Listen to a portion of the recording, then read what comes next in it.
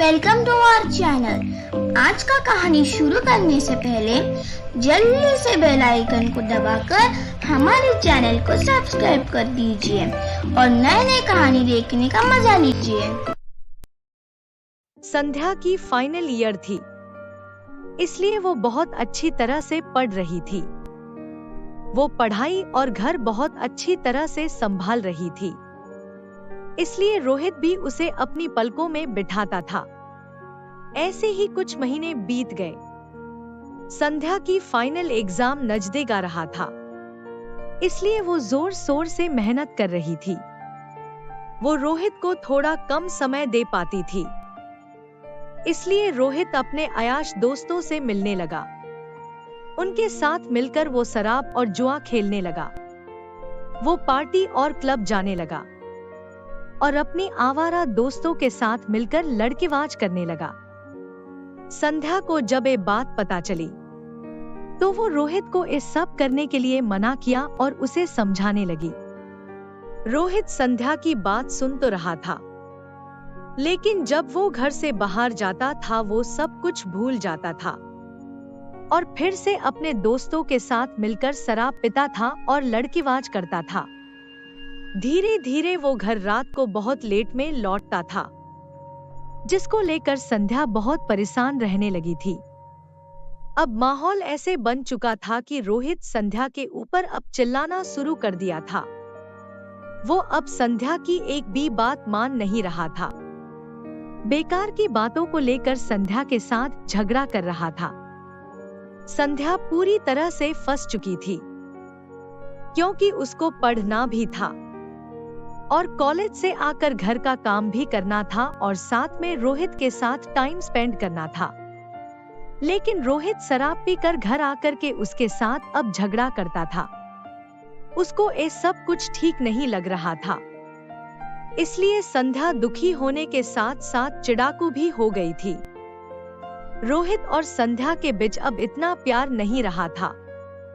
संध्या जितना भी रोहित को समझाने की कोशिश कर रही थी, वो इतना ही उसके ऊपर गुस्सा करता था और कभी कभी उसके ऊपर हाथ भी उठाता था, जिसकी वजह से घर नरक जैसा बन गया था।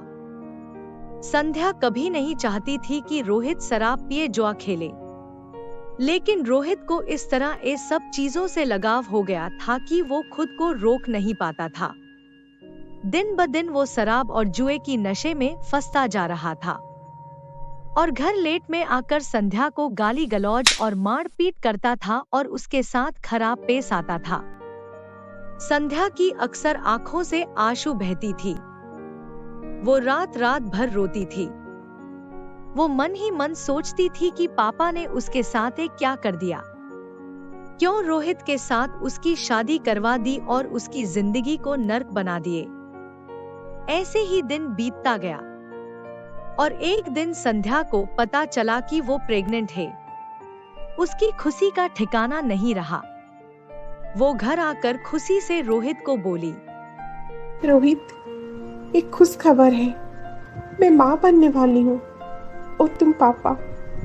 अब तो हमारे आने वाले बच्चे के लिए तुम शराब पीना छोड़ दो, फिर से पहले की तरह रोहित बन जाओ, वरना सब कुछ खत्म हो जाएगा। रोहित, हमारे बच्चे के खातिर तो तुम बदल जाओ प्लीज। नशे में चूर रोहित संध्या को कुछ ना कहकर वहां से चला गया। संध्या बेचारी रोहित का ये हरकत देखकर बहुत दुखी हुई।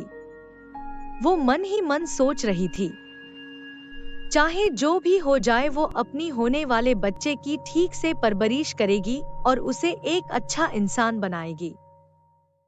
संध्या प्रेग्नेंट है, ये बात जानकर भी रोहित को कुछ फर्क नहीं पड़ रहा था। वो तो अपने आवारा दोस्तों के साथ रात रात भर शराब पीकर मस्त रहता था।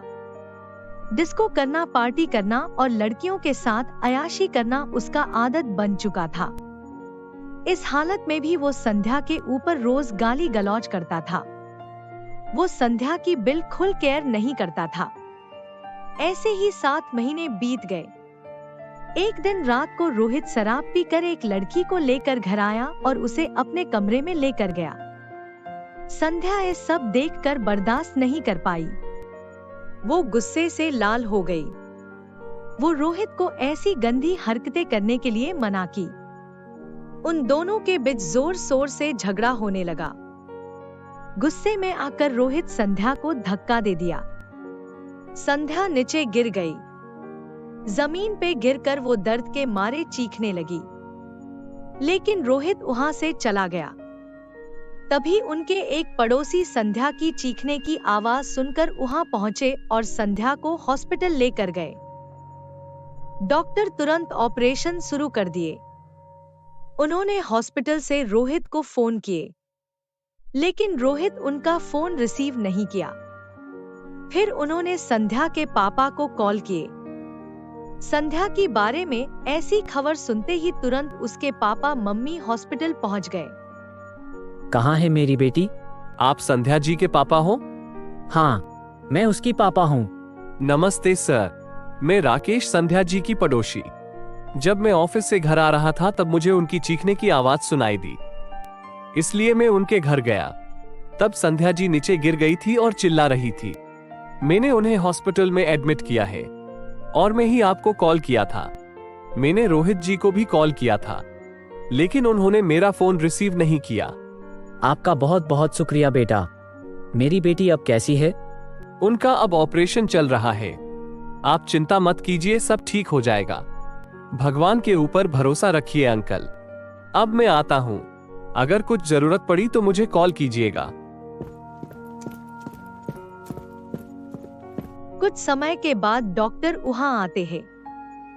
मिस्टर आलोक, संध्या जी अब खतरे से बाहर है, लेकिन हम उनके बच्चे को बचा नहीं पाए।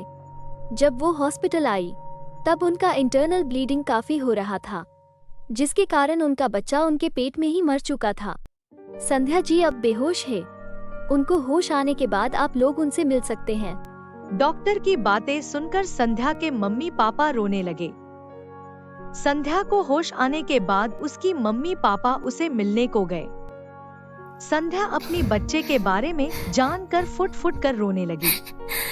उसकी अपनी बच्चे को लेकर सारे सपने टूट चुके थे। वो अपनी मम्मी पापा को रोहित के बारे में सब कुछ बताया। तेरे साथ इतना सब कुछ हो गया और तू हमें कुछ भी नहीं बताया। मैं तो तेरी शादी रोहित से इसलिए करवाया था ताकि तू उसके साथ खुश रह पाए, लेकिन वो तो एक हैवान निकला।